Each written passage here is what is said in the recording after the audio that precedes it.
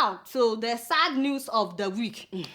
It's very, very sad, but Nigeria lost the former governor of Bayelsa State, Governor Diepreye Alamieseigha. He died of cardiac arrest. While many tributes poured in and several people praised Alamieseigha for his works in Bayelsa State, the interesting thing is how some Nigerians reacted to the news of his death, especially online. As you guys know, Alamieseigha was arrested in London in 2005 for money laundering, and they found £1 million cash in his house.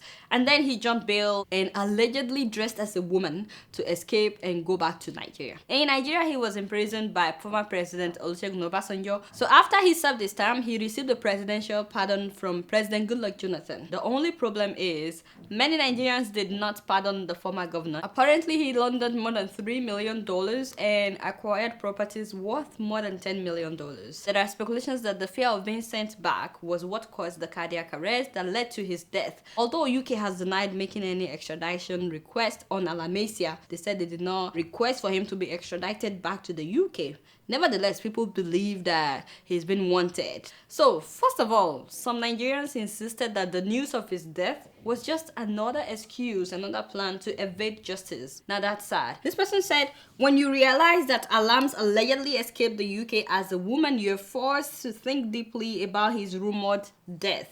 Alams RIP if you're dead. Let me read another one.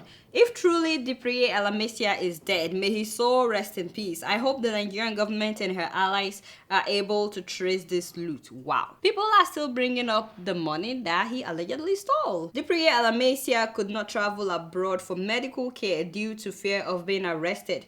If only he built good hospitals in Bayelsa. Wow.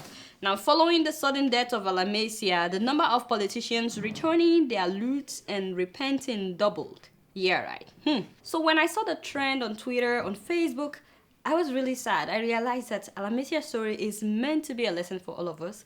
I hope that our officials can learn from this, because for real, it's good to be good. It's good to do good. I'm not saying that he was the only one that embezzled money. In fact, we know so many others that have stolen much more than he did. Even those that put him in prison were not saints. But what I'm saying is, whatever we do today is what we'll be remembered for. But you can't blame Nigerians at the same time for writing these things, because all the stolen wealth, if they could at least invest it in Nigeria, for real, that country would have changed. At least the Niger Delta would have changed. So whatever you do, my people, whatever I do will determine what people will say about us, whether we are dead or alive. You guys know I don't know much. Guess what? I'm just keeping it real.